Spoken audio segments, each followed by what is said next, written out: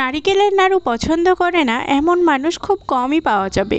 আসসালামু আলাইকুম, ওয়েলকাম করছি আমার নতুন আরেকটি ভিডিওতে। কেমন আছেন সবাই? আশা করি ভালো আছেন। আমি আল্লাহর রহমতে ভালো আছি। চলে আসলাম নতুন আরেকটি রেসিপি নিয়ে। আজকে ওরকম রেসিপি শেয়ার করব না, র্যান্ডমলি আমি যেভাবে আজকে নারকেলের নাড়ুটা বানাচ্ছি সেটাই আপনাদের সাথে শেয়ার করছি। আমি তো বরাবরই নারকেলের নাড়ু খেতে খুবই পছন্দ করি। নারকেলের নাড়ু বানালে আমি একদমই নিজেকে সামলে রাখতে পারি না। নারকেলের নাড়ু বানালে একদিনের বেশি নাড়ুগুলো আমার যায় না, আমি খেয়ে ফেলি। তো আপনারা কারা কারা আমার মতো এরকম নারকেলের নাড়ু পছন্দ করেন অবশ্যই কিন্তু কমেন্ট করে জানাতে ভুলবেন না। তো গতকাল আমি মেলায় গিয়েছিলাম, মেলা থেকে আমি এই বড় সাইজের 2টা নারকেল নিয়ে এসেছিলাম। সেই নারকেল দিয়ে আজকে নাড়ু বানাবো।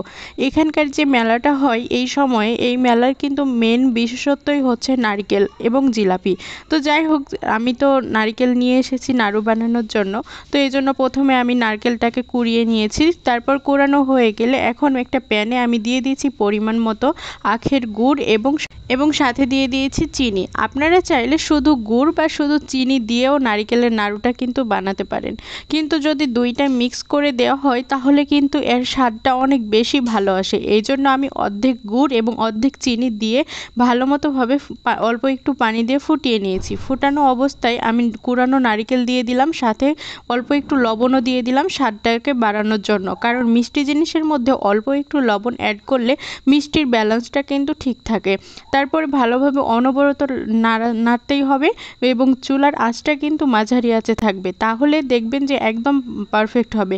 তারপর যখন নারকেলগুলো একদম আঠালো ভাব হয়ে চলে আসবে এবং সিদ্ধ হয়ে যাবে তখন কিন্তু নারকেলগুলোকে একটা প্লেটে করে নিয়ে নিচ্ছি।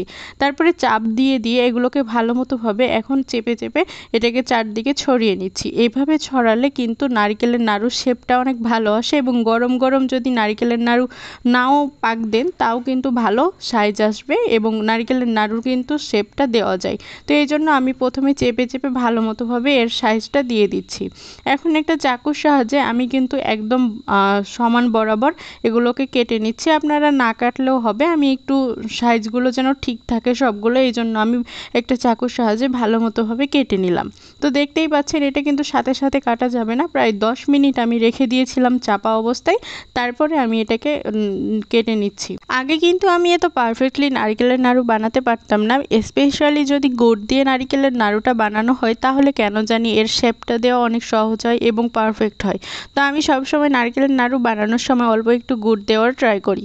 তো এই তো দেখতেই পাচ্ছেন অল্প অল্প করে নারকেলের সেই মিশ্রণটা নিয়ে এখন গোল গোল করে শেপ দিয়ে নিচ্ছি। আপনারা আপনাদের যে কোনো সাইজ অনুযায়ী দিতে পারেন। তো দেখতেই পাচ্ছেন একদম নারকেলের নাড়ুগুলো কতটা সুন্দর এবং পারফেক্ট হয়েছিল এবং খেতে কিন্তু অনেক বেশি মজা হয়েছিল, একদম দুর্দান্ত।